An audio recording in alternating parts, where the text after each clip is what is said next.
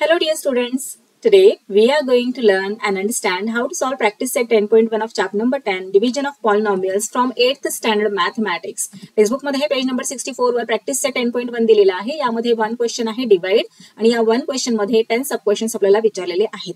हे सगळे क्वेश्चन्स अतिशय सोप्या पद्धतीने कसे सॉल्व्ह करायचे आहेत ते आपण अभ्यासणारच आहोत. पण त्याही आधी आपला हा जो चॅप्टर आहे डिव्हिजन ऑफ पॉलिनॉमियल्स तो स्टार्ट झाल्या आपल्याला लेट्स रिकॉल या सेक्शन मध्ये काही क्वेश्चन्स विचारलेले आहेत. आता हे क्वेश्चन सुद्धा फार इझी आहेत. का बरं इझी आहेत? कारण या आधीच्या क्लासेसमध्ये आपण अशा प्रकारचे बरेच क्वेश्चन सॉल्व्ह केलेले आहेत, तुम्हाला माहित आहे. चला तर मग आधी आपण काय करूयात, हे क्वेश्चन सॉल्व्ह करूयात पटापट आणि त्यानंतर काही बेसिक गोष्टी आपल्या क्लिअर करूयात आणि मग प्रॅक्टिसचे 10.1 मधील क्वेश्चन्स तर फारच इझी आहेत सॉल्व्ह करण्यासाठी. चला हे पहा, 2a + 3a सांगा. 2a आहेत त्यामध्ये 3a टाकले, किती झाले? 5a. पाहिलं किती इझी आहे. 2 + 3 करायचं 5 आणि हा जो a आहे तो ऍज इट इज राईट करायचा. 2 चॉकलेट्स + 3 चॉकलेट्स किती झाले? 5 चॉकलेट्स. त्याचप्रमाणे 2a + 3a = 5a. नेक्स्ट पाहूयात 7b - 4b. व्हेरिएबल b दोन्ही टर्म्स मध्ये सेम आहे. सो कशा प्रकारे सबट्रॅक्ट करतो? 7 मधून 4 सबट्रॅक्ट केले 3 आणि b ऍज इट इज. आता इथे आपल्याला मल्टिप्लिकेशन करायचं आहे. नेक्स्ट इथे जे एक्झाम्पल दिलेले आहे त्यामध्ये 3p × p². समजून घेण्यासाठी आपण इथे पुन्हा सेम क्वेश्चन राईट करून घेऊयात. आता इंडायसेसचा एक लॉ आहे. जेव्हा आपल्याला मल्टिप्लिकेशन करायचे असते आणि बेस हा सेम असतो आणि इंडेक्स डिफरंट असतो तेव्हा आपण काय करत असतो? बेस ऍज इट इज ठेवतो आणि जे इंडेक्स आहेत त्यांची ऍडिशन करत असतो. सो बेस a आणि इंडेक्स मध्ये m + n अशा प्रकारे करत असतो. सो हे पहा कशा प्रकारे येणार आहे. इथे p चा इंडेक्स काहीच नाही म्हणजे 1 आहे. ओके नाही, काहीच नाही म्हणजे 1. सो 3p इथे p आहे, या टर्म मध्ये p आहे, सेकंड टर्म मध्ये p आहे. म्हणजे जो बेस आहे तो सेम आहे, हो ना. मग जो इंडेक्स आहे त्याला आपण काय करतो? ऍड करतो. सो 3p इंडेक्स मध्ये 1 + 2 किती होणार? 3 होणार. सो 3p आणि इंडेक्स मध्ये येणार 3. सो आन्सर येणार इथे 3p³.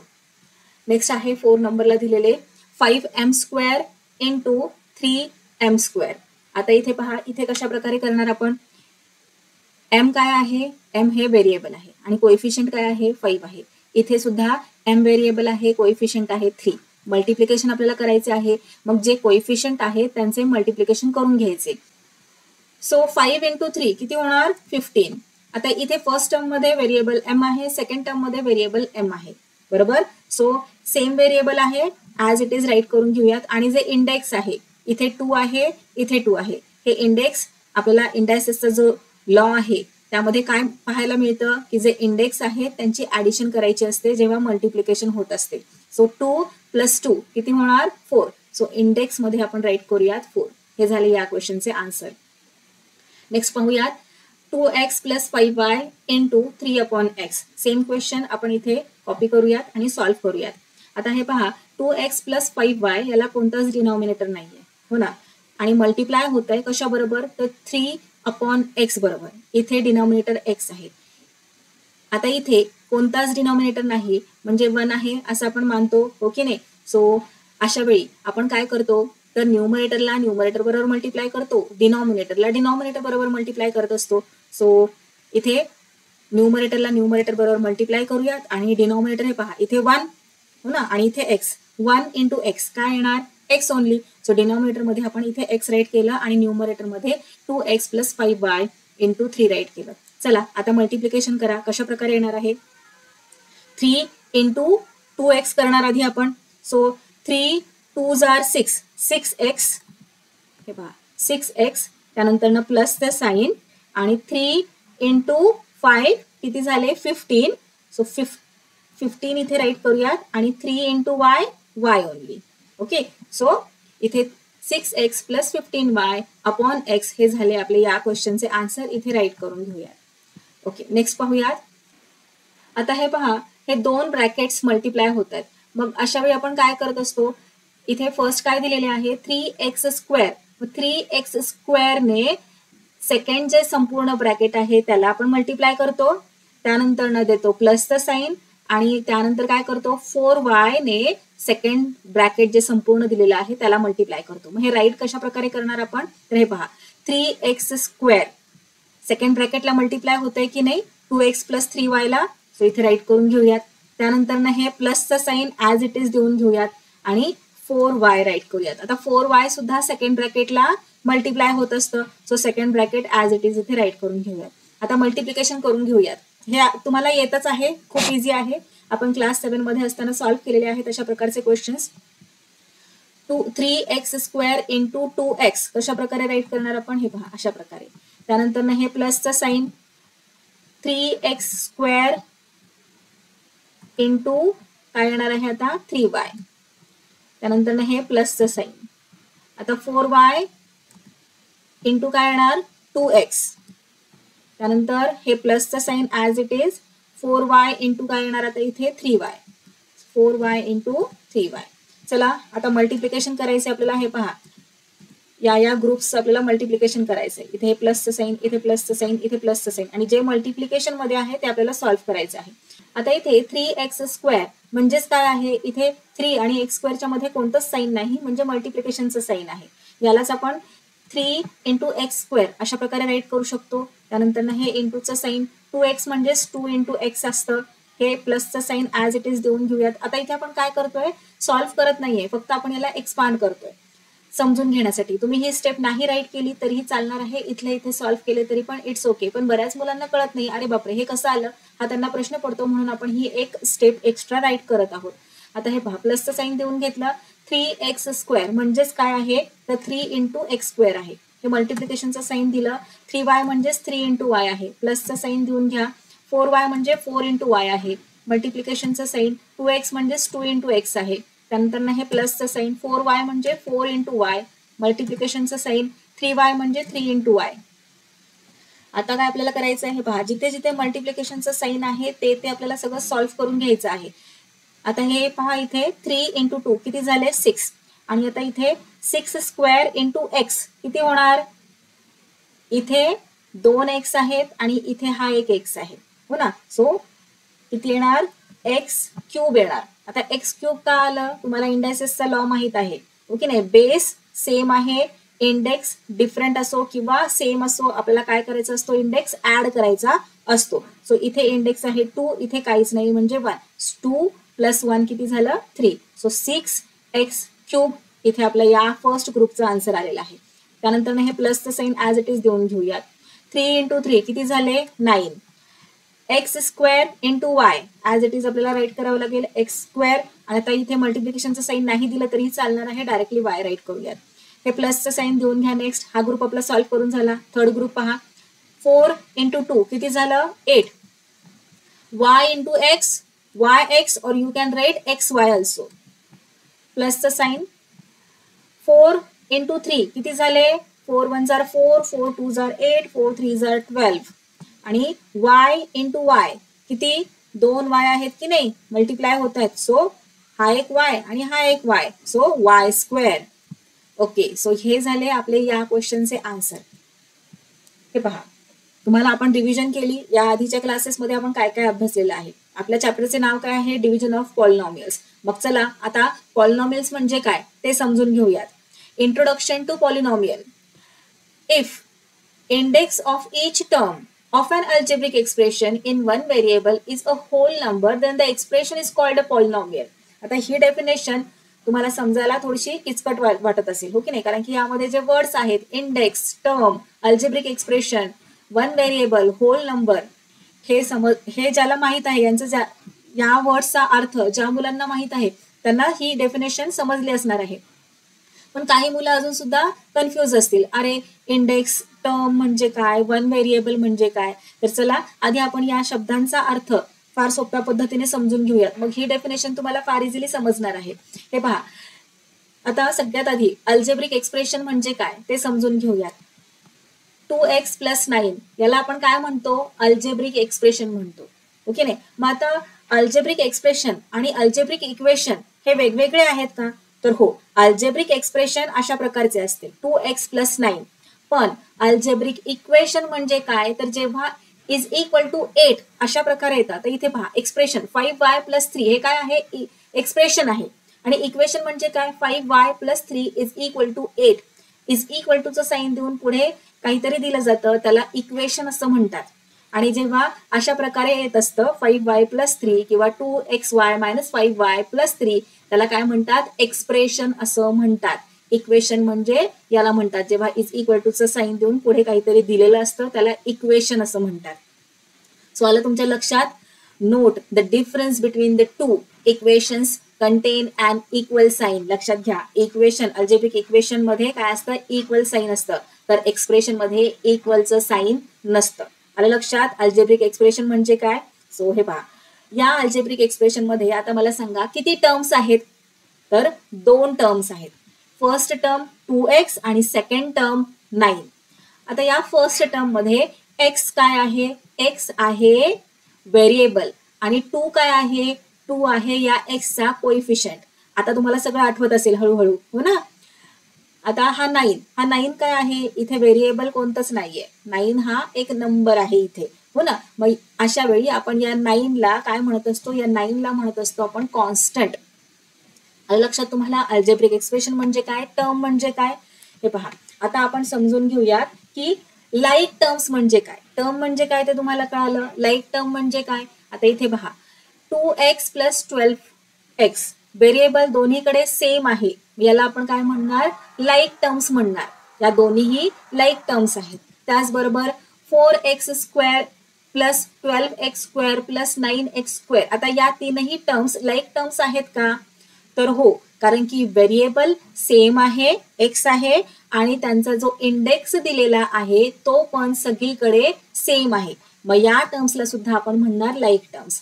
आता इथे पहा, या टर्म्सला लाईक टर्म्स म्हणणार का, तर हो, या टर्म्सला सुद्धा आपण लाईक टर्म्स म्हणणार. कारण व्हेरिएबल्स पहा, इथे x आहे, इथे y आहे, xy आणि इंडेक्स x चा सगळीकडे सेम आहे 2, म्हणजे या सुद्धा लाईक टर्म्स आहेत. आता लक्षात घ्या, जर इथे इंडेक्स 3 असता, 4 असता, 5 असता तर या लाईक टर्म्स नसत्या, यांना मग आपण अनलाईक टर्म्स असं म्हटलं असतं. मग यामध्ये फक्त ही आणि ही या दोनच लाईक टर्म्स असत्या. पण ही मधली जी आहे तिथला x हा जो व्हेरिएबल आहे त्याचा इंडेक्स जर वेगळा असता तर ही संपूर्ण टर्म, या सगळ्या टर्म्स अनलाईक टर्म्स ठरल्या असत्या. आता हे पहा, इथे मला सांगा या लाईक टर्म्स आहेत का. इथे व्हेरिएबल xy आहे आणि या टर्म मध्ये व्हेरिएबल y आहे, तर या लाईक टर्म्स आहेत का, नाही. इथे y आहे, इथे y आहे, पण लक्षात घ्या इथे x आहे आणि इथे x नाहीये, मग या लाईक टर्म्स नाहीयेत, यांना अनलाईक टर्म्स असं आपण म्हणणार. क्लास 6 मध्ये असल्यापासूनच आपण याचा अभ्यास करतोय, तुम्हाला माहित असणार आहे लाईक टर्म्स म्हणजे काय, अनलाईक टर्म्स म्हणजे काय, मोनोमियल म्हणजे काय. मोनोमियल म्हणजे काय, असे अल्जेब्रिक एक्सप्रेशन की ज्यामध्ये फक्त एकच टर्म असते. आता या अल्जेब्रिक एक्सप्रेशन मध्ये 2 टर्म्स आहेत, मग याला काय म्हणणार, बायनॉमियल म्हणणार. एखाद्या अल्जेब्रिक एक्सप्रेशन मध्ये 3 टर्म्स असतात, मग त्याला काय म्हणतो आपण, ट्रायनॉमियल असं म्हणतो. ओके नाही, आलं लक्षात. आता वन व्हेरिएबलचा अर्थ काय, तर हे पहा, इथे x इथे x, फक्त एकच व्हेरिएबल यूज केलेला आहे. या सेकंड एक्झाम्पल मध्ये सुद्धा एकच व्हेरिएबल आहे. थर्ड एक्झाम्पल मध्ये पहा, एकच व्हेरिएबल आहे का, नाही. x आणि y हे 2 व्हेरिएबल आहेत. सो याला आपण 1 व्हेरिएबल नाही म्हणणार, याला आपण काय म्हणणार, इन 2 व्हेरिएबल असं म्हणणार. आणि होल नंबर म्हणजे काय तुम्हाला माहित आहे, 0, 1, 2, 3, 4, 5, 6, 7 अँड सो ऑन, या सगळ्या नंबर्सला आपण काय म्हणतो, होल नंबर असं म्हणत असतो. सो आपली ही जी डेफिनेशन आहे त्याचा अर्थ तुम्हाला कळालेला आहे का, इंडेक्स म्हणजे काय, टर्म म्हणजे काय, algebraic expression, 1 variable, whole numbers. I hope तुम्हाला कळालं असणार. मग आता मला सांगा या डेफिनेशनचा काय अर्थ होणार मग. If index of each term of an algebraic expression in one variable is a whole number, then the expression is called a polynomial. One variable चे जे अल्जेब्रिक एक्सप्रेशन असते त्या अल्जेब्रिक एक्सप्रेशन्सच्या टर्मचा जो इंडेक्स असतो, तो इंडेक्स जर होल नंबर असेल तर त्या अल्जेब्रिक एक्सप्रेशनला आपण पॉलिनॉमियल असे म्हणणार. फॉर एक्झाम्पल, आता इथे पहा 3p + p², याला आपण पॉलिनॉमियल म्हणणार का. डेफिनेशन आपल्याला काय सांगते, वाचा बरं पुन्हा काय दिलेलं आहे. If index of each term of an algebraic expression in one variable is a whole number, then the expression is called a polynomial. 1 variable असणाऱ्या अल्जेब्रिक एक्सप्रेशन्सच्या प्रत्येक टर्मचा इंडेक्स हा जर होल नंबर असेल तर त्या अल्जेब्रिक एक्सप्रेशनला पॉलिनॉमियल असे म्हणतात. आता इथे या अल्जेब्रिक एक्सप्रेशन मध्ये किती व्हेरिएबल आहे तर p 1 व्हेरिएबल आहे, हो की नाही. आणि या व्हेरिएबलचा इंडेक्स काय आहे, आता इथे कोणताच इंडेक्स नाही म्हणजे 1 इंडेक्स आहे, बरोबर. आणि इथे p चा इंडेक्स काय आहे 2. मग 1 आणि 2 हे कसे नंबर आहेत, होल नंबर्स आहेत का तर हो. मग या अल्जेब्रिक एक्सप्रेशनला आपण म्हणणार पॉलिनॉमियल. हे पहा, आता मला सांगा याला आपण पॉलिनॉमियल म्हणणार का. इथे 1 व्हेरिएबल आहे, येस हो आहे. इथे इंडेक्स काय आहे एक्सचा, काहीच नाहीये म्हणजे 1 आहे, हो ना. मग इथे 1 आणि इथे 3, सो हे होल नंबर आहेत, हे सुद्धा पॉलिनॉमियल आहे. आणखी एक एक्झाम्पल घेऊयात. हे अल्जेब्रिक एक्सप्रेशन पॉलिनॉमियल आहेत का तर 1 व्हेरिएबल आहे आणि प्रत्येक टर्मचा इंडेक्स हा होल नंबर आहे. इथे 5 आहे, इथे 2 आहे. नेक्स्ट एक्झाम्पल घेऊयात. इथे या अल्जेब्रिक एक्सप्रेशनला आपण पॉलिनॉमियल म्हणणार का तर व्हेरिएबल पहा, इथे एक्स हे व्हेरिएबल आहे, 1 व्हेरिएबल आहे. इथे कोणतंच व्हेरिएबल नाहीये. आता जिथे कोणतंच व्हेरिएबल नसतं तिथे व्हेरिएबल असतं, एवढं लक्षात घ्या. हे पहा, आता इथे एक्स स्क्वेअर प्लस 5 आहे. मग हा 5, या 5 ला आपण 5x असं सुद्धा राईट करू शकतो. आणि या एक्सचा जो इंडेक्स असतो तो असतो 0 आणि एक्स इंडेक्स 0 याचा काय अर्थ असतो, लॉ ऑफ इंडायसेस मध्ये आपण अभ्यासलं होतं. एक्स रेस टू 0 जेव्हा असतं तेव्हा त्याचा अर्थ असतो 1, बरोबर. मग जर आपण या 5 ला 5x राईट केलं, 5x रेस टू 0 राईट केलं तर पहा बरं कशा प्रकारे येणार आहे. एक्स रेस टू 0 म्हणजेच त्याचा काय अर्थ असतो, इंडायसेस ऑफ लॉ आपल्याला सांगतो की एक्स रेस टू 0 म्हणजेच 1, सो 5 into 1 होतं 5 ओनली. मग 5 ला आपण 5x रेस टू 0 अशा प्रकारे सुद्धा राईट करू शकतो. मग आता इथे जर व्हेरिएबल कोणतंच दिलेलं नाही याचाच अर्थ तिथे एक्स रेस टू 0 हे व्हेरिएबल आहे, हो ना. मग इथे इंडेक्स आहे 2. आता ही गोष्ट जर तुम्हाला लक्षात येत नसेल तर इग्नोर करा, काही हरकत नाही. पुढे जसं जसं तुम्ही शिकत जाणार आहात तसं तसं तुम्हाला ही गोष्ट लक्षात येत जाणार आहे. सो टेन्शन घेऊ नका. हा पार्ट जर तुम्हाला कळाला नसेल तर आपण हा लॉ याआधी अभ्यासलेला आहे, पण होऊ शकतं की तुम्हाला हे कळलं नाही, पण त्यामुळे तुम्ही टेन्शन घेऊ नका. हे इतकं इम्पॉर्टंट नाहीये. फक्त इथे लक्षात काय घ्यायचंय तुम्ही की इथे इंडेक्स 2 आहे, 5 चा कोणताच इंडेक्स दिलेला नाही, याचाच अर्थ 5 चा इंडेक्स आहे 0. ओके, सो 0 हा होल नंबर आहे, 2 हा होल नंबर आहे, म्हणजेच हे एक अल्जेब्रिक एक्सप्रेशन आहे. आता हे पहा, हे एक एक्झाम्पल घेऊयात. 5 रेस टू 2/3 प्लस y. आता मला सांगा हे जे अल्जेब्रिक एक्सप्रेशन इथे दिलेले आहे याला आपण पॉलिनॉमियल म्हणणार का, नाही म्हणणार. का नाही म्हणणार, कारण इथे पहा इंडेक्स होल नंबर आहे का, 2/3 हा होल नंबर आहे का, नाही, होल नंबर नाहीये. मग या अल्जेब्रिक एक्सप्रेशनला आपण पॉलिनॉमियल नाही म्हणणार. आता पॉलिनॉमियल म्हणजे काय हे तुम्हाला कळालेलं आहे. समजून घेऊयात की डिग्री ऑफ अ पॉलिनॉमियल म्हणजे काय. आता इथे पहा एक ऍक्टिव्हिटी आपल्याला करायला सांगितलेली आहे. काय करायला सांगितलंय, write the greatest index of the variable in the following polynomials. काही एक्झाम्पल्स दिलेले आहेत. The greatest index of variable in the polynomial. आता इथे हे पॉलिनॉमियल दिलेले आहे 3x² प्लस 4x आणि त्याचा ग्रेटेस्ट इंडेक्स राईट करायला सांगितलेले आहे. आता इथे एक्सचा इंडेक्स आहे 2, इथे सेकंड टर्म मध्ये एक्सचा इंडेक्स काहीच नाही दिलेला म्हणजे 1 आहे, ओके नाही. मग मोठा इंडेक्स कोणता आहे, 1 की 2, 2 आहे, सो इथे राईट करूयात 2. ओके, नेक्स्ट एक्झाम्पल पाहूयात. या एक्झाम्पल मध्ये ग्रेटेस्ट इंडेक्स कोणता आहे, इथे पहा, इथे 3 आहे, इथे 1 आहे, इथे 5 आहे, इथे 2 आहे, सो सगळ्यात मोठा इंडेक्स आहे हा 5. राईट करूयात 5. या ऍक्टिव्हिटीवरून तुम्हाला काही अंदाज येतोय का की डिग्री ऑफ अ पॉलिनॉमियल म्हणजे काय. येस, हे पहा, डिग्री ऑफ अ पॉलिनॉमियल म्हणजे काय, the greatest index of the variable in the given polynomial is called the degree of the polynomial. जो ग्रेटेस्ट इंडेक्स असतो व्हेरिएबलचा दिलेल्या पॉलिनॉमियल मध्ये त्यालाच डिग्री ऑफ अ पॉलिनॉमियल असं म्हणतात. आता इथे या पॉलिनॉमियलची डिग्री कोणती आहे, 2 आहे. या अल्जेब्रिक एक्सप्रेशन मध्ये म्हणजेच या पॉलिनॉमियल मध्ये डिग्री काय आहे, डिग्री आहे 5. सो लक्षात आलं तुम्हाला दोन गोष्टी, पॉलिनॉमियल म्हणजे काय आणि डिग्री ऑफ अ पॉलिनॉमियल म्हणजे काय. चला आता आपण समजून घेऊयात की प्रॅक्टिस सेट 10.1 मध्ये जे क्वेश्चन्स दिलेले आहेत डिवाइड करायला आपल्याला, त्यांना डिवाइड कसे करायचे? खूप इझी आहे, कठीण असं काहीच नाहीये. आपण लहानपणापासून डिव्हिजन करत आलेलो आहोत, हो की नाही? मग तसंच करायचं आपल्याला. हे पहा, 21m² divided by 7m. Division कसं करतो आपण? मग आपण कशा प्रकारे राईट करत असतो हे? तर हे पहा, अशा प्रकारे ड्रॉ करतो. आतमध्ये काय राईट करतो? डिव्हिडंड, जो की आहे 21m². राईट करूयात. इथे काय राईट करतो? इथे राईट करतो डिवायझर, काय आहे? 7m. राईट केला. आता हे डिव्हिजन कसे करायचे? इथे तर हे व्हेरिएबल आहे, इथे m आहे, इथे m² आहे. मग कशा प्रकारे करणार? काही कठीण नाहीये, खूप इझी आहे.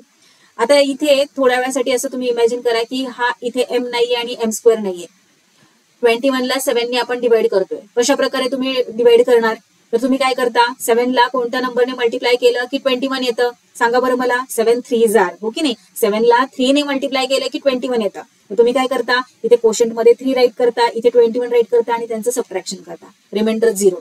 त्याच प्रकारे आपल्याला सॉल्व्ह करायचंय, काही कठीण नाहीये. हे पहा, इथे आपण एक्सप्लेनेशन राईट करूयात. आणि आता हे पहा, काय करायचं आपल्याला? 7m ला कोणत्या नंबरने मल्टिप्लाय केलं की आपल्याला 21m² मिळणार आहे ते शोधायचं आहे. हे पहा, 7m ला कोणत्या नंबरने मल्टिप्लाय केलं की 21m² आपल्याला मिळणार ते फाइंड आउट करायचंय. मग आता इथे आपण थोडीशी तोडफोड करूयात. तोडफोड करायची म्हणजे काय करायचंय? तर हे पहा, आता इथे 7m आहे की नाही? तर या m ला आपण थोड्या वेळासाठी इग्नोर करूया. आणि इथे 21m² आहे ना, मग या m² ला सुद्धा इग्नोर करूया. म्हणजे इथला m आणि इथला m² दोघांना बाजूला करून टाकूयात. आणि असं इमॅजिन करूयात की इथे 7 आहे आणि इथे 21 आहे. आता 7 ला कोणत्या नंबरने मल्टिप्लाय केलं की 21 येतं? तर 3ने मल्टिप्लाय केलं की 21 येतं. झालं. आता यांचं काम संपलेलं आहे. आता या m ला आणि m² ला पुन्हा आणलं. आता पहा, व्यवस्थित लक्ष द्या. इथे m आहे, बरोबर? या m ला आपल्याला काय करायचंय? m² करायचंय, हो ना? मग या m बरोबर काय मल्टिप्लाय केलं की m² येणार आहे. आता अर्थातच m नेच मल्टिप्लाय करावं लागेल, पण काय त्याचा इंडेक्स काय असणार आहे? इथे काय आहे? m आहे, बरोबर? राईट करून घेऊयात. हा m. या m ला जर आपण आणखी एका m ने मल्टिप्लाय केलं तर याचा इंडेक्स किती असणार आहे? 2 असणार आहे, हो की नाही? m² होऊन जाणार. सो आता आपण काय करूयात? या m ला या m ने आणखी एका m ने मल्टिप्लाय करूयात. केलं. हे पहा, 7m इंटू 3m केलं की आपल्याला काय मिळणार आहे? 21m². सो इथे मग कोशंट मध्ये काय राईट करणार आपण? 3m. राईट करूयात 3m आणि इथे राईट करूयात 21m². सबट्रॅक्शनचं साईन. आणि आता सबट्रॅक्ट करा. 21m² मधून 21m² सबट्रॅक्ट केल्यानंतर 0 रिमाइंडर. आला की नाही आन्सर? पाहिलं किती इझी आहे. आपण जशा प्रकारे नंबर्सचं डिव्हिजन करत असतो तशाच प्रकारे इथे आपल्याला या अल्जेब्रिक एक्सप्रेशन्सचे म्हणजेच या पॉलिनॉमियल्सचे डिव्हिजन करायचे आहे. आता क्वेश्चन मध्ये आपल्याला कोशंट आणि रिमाइंडर राईट करायला सांगितलेलं आहे. डिवाइड करायला सांगितलंय, कोशंट राईट करायला सांगितलं आणि रिमाइंडर राईट करायला सांगितलंय. चला राईट करून घेऊयात. कोशंट काय आहे? 3m आहे आणि रिमाइंडर आहे 0. झालं. चला नेक्स्ट क्वेश्चन पाहूयात. काय दिलेलं आहे? 40a³ divided by -10a.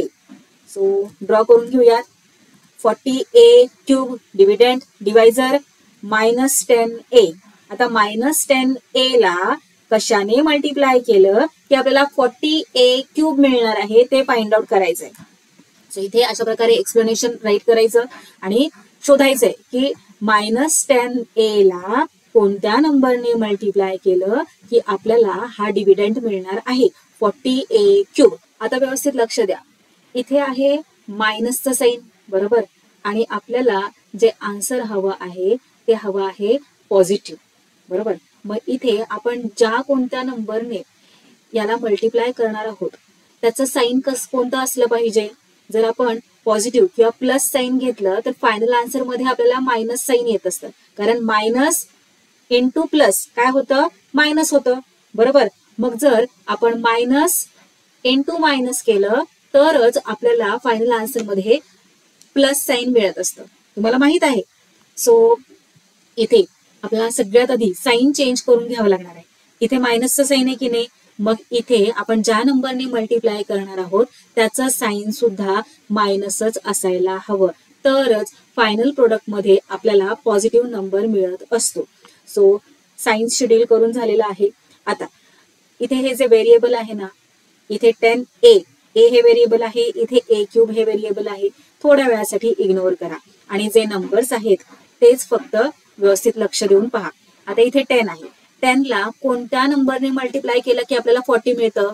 सांगा बरं मला. 10 4 जार, हो की नाही? म्हणजे 4 ने जर आपण 10 ला मल्टिप्लाय केलं की आपल्याला 40 मिळत असतं.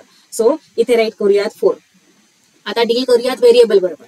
इथे a आहे आणि आपल्याला फायनल प्रोडक्ट मध्ये काय हवं आहे? a क्यूब हवा आहे. मग या a ला, हा a जो आहे तो इथे आपण खाली राईट करून घेऊयात. या a ला कशाने मल्टिप्लाय केलं की आपल्याला a क्यूब मिळणार आहे? सांगा बरं मला. आता इथे हा सिंगल 1a आहे, हो की नाही? एकच a आहे, याचा इंडेक्स 1 आहे. मग जर आपण a इंटू a स्क्वेअर जर केलं तर आपल्याला a क्यूब मिळणार आहे. कसं काय? इंडायसेसचा लॉ माहिती आहे ना तुम्हाला. जेव्हा बेस सेम असतो, इथे बेस काय आहे? a, तेव्हा काय करत असतो आपण? जे इंडेक्स आहेत त्यांची ऍडिशन करत असतो. आता इथे इंडेक्स आहे 1, काहीच नाही म्हणजे 1 आहे, आणि इथे काय आहे? 2 आहे. सो 1 प्लस 2 किती झालं? 3. सो a चा इंडेक्स झालेला आहे 3. मग आता लक्षात आलं का इथे तुम्हाला? a ला आपल्याला कशाने मल्टिप्लाय करावं लागणार आहे? a स्क्वेअरने, बरोबर. सो इथे राईट करूयात a स्क्वेअर.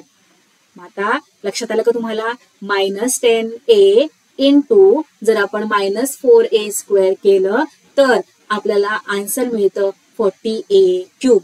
म्हटल्यावर इथे कोशंट मध्ये काय राईट करणार? -4a square. आणि आता इथे राईट करणार 40a cube, -40a cube.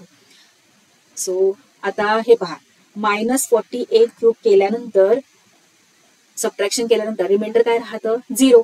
Final question मध्ये आपण कशा प्रकारे राईट करणार? कोशंट काय आलेला आहे आपला? तर -4a स्क्वेअर आणि रिमाइंडर आहे 0. झाले, इतके सोपे आहे. चला नेक्स्ट क्वेश्चन पाहूयात. नेक्स्ट क्वेश्चन मध्ये काय आहे? -48p raise to 4 divided by -9p raise to 2 और p स्क्वेअर असं सुद्धा आपण याला म्हणतो. चला सोल्युशन राईट करूयात. अशा प्रकारे ड्रॉ करतो आपण. इथे डिव्हिडेड काय आहे? -48p raise to 4. डिवायझर काय आहे? -9p square. एक्सप्लेनेशन राईट करून घेऊयात. आता हे पहा, -9p स्क्वेअरला कोणत्या नंबरने, इथे राईट करूयात आपण, -p स्क्वेअरला कोणत्या नंबरने मल्टिप्लाय केल्यानंतर आपल्याला हा डिव्हिडंड मिळतो? -48p raise to 4. हे आपल्याला फाइंड आउट करायचे आहे. आता इथे मायनसचं साईन आहे की नाही? मग आधी आपण काय करूयात? साईन कोणतं इथे देता येणार आहे? ज्या नंबरने आपण मल्टिप्लाय करणार आहोत त्या नंबरचं साईन कोणतं असणार आहे ते आधी समजून घेऊयात. आता हे पहा, इथे मायनसचं साईन आहे, बरोबर. मग जर ज्या नंबरने आपण मल्टिप्लाय करणार आहोत त्याला सुद्धा मायनसचं जर साईन दिलं तर फायनल प्रोडक्ट आपलं प्लस असतं, हो ना. पण फायनल प्रोडक्ट मध्ये आपल्याला मायनसचं साईन हवं आहे म्हटल्यावर इथे या नंबरचे साईन कोणते असणार आहे? रूल्स माहिती आहेत ना तुम्हाला. हे पहा, plus plus plus into plus plus होत असतं, मायनस इंटू मायनस प्लस होत असतं, प्लस इंटू मायनस मायनस होतं, त्याचप्रमाणे मायनस इंटू प्लस मायनस होत असतं. मग आता इथे आपलं साईन आहे मायनस. मग इथे ज्या नंबरने मल्टिप्लाय करणार आहोत त्याचं साईन कोणतं असणार आहे? तर हे पहा, प्लस. का प्लस? कारण आपला फायनल प्रोडक्ट मध्ये काय हवं आहे? मायनसचं साईन हवं आहे, म्हणून इथे प्लसचं साईन आपण देणार. आता प्लसचं साईन नाही दिलं तरीही चालतं, तुम्हाला माहित आहे. मग आता पुढचा विचार करूयात आपण की 9 ला आता आपण सगळ्यात आधी काय करतो? सायन्स पाहतो. मग त्यानंतर ना जे व्हेरिएबल आहे त्यांना थोड्या वेळासाठी इग्नोर करतो. इथे p स्क्वेअर आहे, इथे p रेस टू 4 आहे. सो यांना इग्नोर करूयात, फक्त नंबर्स पाहूयात. इथे 9 आहे, इथे 48 आहे. आता 9 ला कोणत्या नंबरने मल्टिप्लाय केलं की 48 येतं? आहे का असं कोणता नंबर? 9चा टेबल पहा बरं. नाहीये की नाही? 9 5 जार 45, 9 6 जार किती येतं? 54 येतं. मग 48 तर काही येत नाही. मग काय करणार? कशा प्रकारे आपण फाइंड आउट करणार? तर हे पहा, आपण काय करूयात मग 48 डिवायडेड बाय 9 करून पाहूयात, म्हणजे आपल्याला इथला हा नंबर मिळेल. 48 डिवायडेड बाय 9 का करतोय? तर इथला नंबर आपल्याला मिळवण्यासाठी. सो हे पहा, 48 डिवायडेड बाय 9 जर आपण केलं तर दोघांनाही कोणत्या नंबरने डिवाइड करता येईल? आपल्याला 3 ने डिवाइड करता येईल. 3 3 जार 9 आणि 3 1 जार 3. 4 मधून 3 सबट्रॅक्ट केल्यानंतर ना 1 रिमेनिंग राहणार. 1 8 18 झाले. So 3 6 are 18. 16/3. लक्षात आलं तुम्हाला आपण का बरं 48ला 9ने डिवाइड केलेलं आहे. आता जर तुम्ही 16/3 ला पुन्हा जर 9ने मल्टिप्लाय केलं तर तुम्हाला आन्सर 48च मिळणार आहे. लक्षात आलं का तुम्हाला? करून पहा तुम्ही डिव्हिजन. आपल्याला इथला नंबर हवा आहे म्हणून आपण काय केलंय, 9ला इकडे पाठवलं, इक्वल टूच्या राईट हँड साईडला पाठवलं. इथे मल्टिप्लिकेशन मध्ये की नाही, मग इकडे गेल्यावर डिव्हिजन मध्ये होणार आणि डिव्हिजन मध्ये गेल्यानंतर ना आपला आन्सर काय मिळाले 16/3. म्हणजे आपल्याला इथला नंबर मिळालेला आहे. आलं लक्षात तुम्हाला? आता जर तुम्ही 16/3 ला 9ने मल्टिप्लाय केलं तर तुम्हाला 48च आन्सर मिळणार आहे. सो हे पहा, आता इथे आपला आन्सर मिळालेला आहे 16/3. 16/3 ला 9ने मल्टिप्लाय करून पहा, बघा काय मिळतंय तुम्हाला. आता हे पहा, जे नंबर्स आहेत त्यांच्याशी डील करून झालेलं आहे. आता जे व्हेरिएबल आहे त्यांच्याशी डील करूयात. p² ला कशाने मल्टिप्लाय केलं की आपल्याला 4 p⁴ मिळणार आहे. तर हे पहा, इथे इंडेक्स आहे 2. 2 मध्ये 2 ऍड केला की आपल्याला इंडेक्स 4 मिळणार आहे. हो की नाही? हे पहा, p² ला जर आपण p² नेच मल्टिप्लाय केलं तर आपल्याला p⁴ मिळतं. लॉ माहितीये ना इंडेक्सेसचा. इथे मल्टिप्लिकेशन होतंय, बेस सेम आहे p, बरोबर.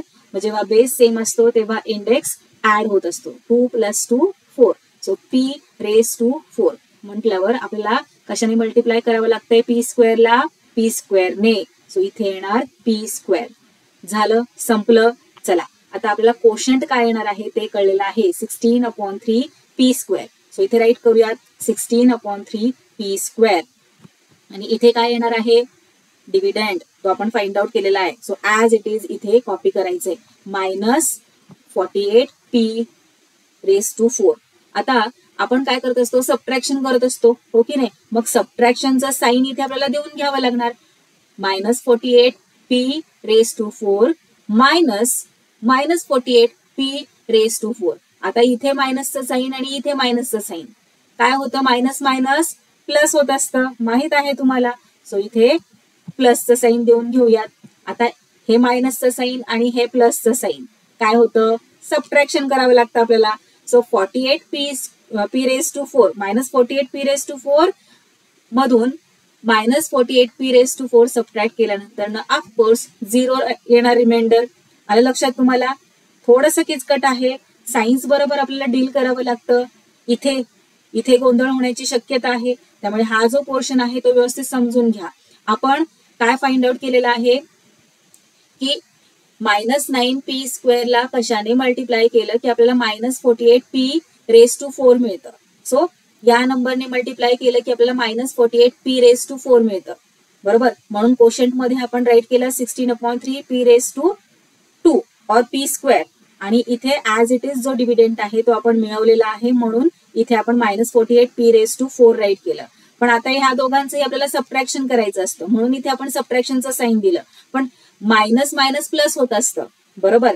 मायनस मायनस प्लस झाल्यानंतर ना ऑफकोर्स आपल्याला इथे हे मायनसचं साईन आणि हे प्लसचं साईन, मग मायनस प्लस पुन्हा सबट्रॅक्टच होत असतं म्हणून इथे आपण सबट्रॅक्शन करत आहोत.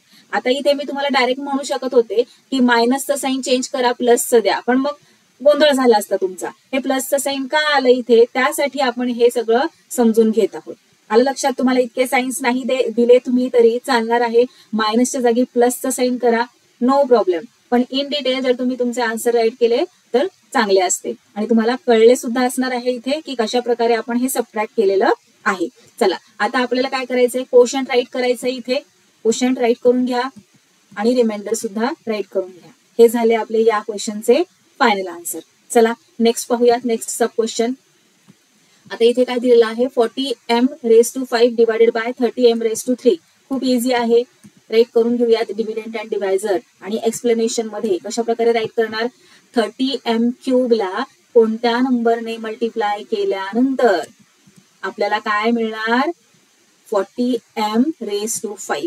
हे फाइंड आउट करायचं आहे. आता कशा प्रकारे सॉल्व्ह करणार मग या क्वेश्चनला? विचार करा बरं. सध्या हे जे व्हेरिएबल्स आहेत त्यांना इग्नोर करा. 30 ला कोणत्या नंबरने मल्टिप्लाय केलं की 40 मिळतं? आहे का असा कोणता नंबर की ज्याने आपण 30 ला मल्टिप्लाय केल्यावर 40 मिळणार आहे? तर नाही, आहे की नाही. मग काय करणार, पुन्हा जे आपण क्वेश्चन नंबर 3 मध्ये केले होते कशा प्रकारे करणार, तर 40 डिवायडेड बाय 30. तर इथे हा 0 कट होऊन जाणार, रिमेनिंग काय आहे 4/3. सो हे पहा आपल्या आन्सर काय आलेले आहे 4/3. 4/3 ला जर आपण 30 ने मल्टिप्लाय केलं तर आपल्याला आन्सर 40 मिळणार आहे. तुम्ही करून पहा, 4/3 ला 30 ने मल्टिप्लाय करून पहा, तुम्हाला नक्कीच आन्सर 40 मिळणार आहे. सो चला हे पहा इथे 4/3 अशा प्रकारे राईट करून घेऊयात. आता m क्यूब ला कशाने मल्टिप्लाय केलं की आपल्याला m⁵ मिळणार आहे. कशा प्रकारे करतो आपण हे पहा. आता प्रत्येक वेळी आपल्याला अशा प्रकारे राईट करायची गरज नाही की m क्यूब ला आपण जर m² ने मल्टिप्लाय केलं तर आपल्याला m आणि इंडेक्स मध्ये 3+2 करायचंय, मग m⁵ मिळणार आहे. हे इतकं प्रत्येक वेळी करण्याची गरज नाहीये. इथले इथे सुद्धा तुम्ही फाइंड आउट करू शकता. m क्यूब आहे की नाही आणि आपल्याला काय पाहिजे, m⁵ पाहिजे, हो की नाही. मग आता इथे 3 आहे, जर आपण 2 यामध्ये ऍड केला, 3 मध्ये 2 ऍड केला की आपल्याला m⁵ मिळतं, हो ना. मग m⁵2 करायचं. हे पहा अशा प्रकारे झालं, इतकं सोपं आहे. आता आपल्याला कळलेलं आहे की 30 m क्यूब ला जर आपण 4/3 m⁵2 और m² ने मल्टिप्लाय केलं की आपल्याला 40 m⁵5 मिळतं. म्हटल्यावर इथे आपण क्वोशंट मध्ये राईट करूयात 4/3 m² आणि इथे सबट्रॅक्ट करूयात 40 m⁵5. रिमाइंडर काय राहणार 0. चला फायनल आन्सर मध्ये राईट करूयात क्वोशंट आणि रिमाइंडर. क्वोशंट काय आहे 4/3 m² आणि रिमाइंडर 0. सो प्रॅक्टिस सेट 10.1 मधील फर्स्ट 4 सब क्वेश्चन्स अतिशय सोप्या पद्धतीने कसे सॉल्व्ह करायचे आहेत ते आपण अभ्यासलेले आहे. या व्हिडिओच्या नेक्स्ट पार्ट मध्ये आपण नेक्स्ट सब क्वेश्चन सॉल्व्ह करूयात. हे जे 4 सब क्वेश्चन्स होते त्यामध्ये आपण मोनोमियलला मोनोमियल बरोबर डिवाइड केले. मोनोमियल म्हणजे काय, असे अल्जेब्रिक एक्सप्रेशन की ज्यामध्ये 1 टर्म असते. आता इथे ही 1 टर्म आहे म्हणजे काय आहे, कोणते अल्जेब्रिक एक्सप्रेशन आहे मोनोमियल, आणि डिवाइड कशाने करत आहोत तर मोनोमियलने.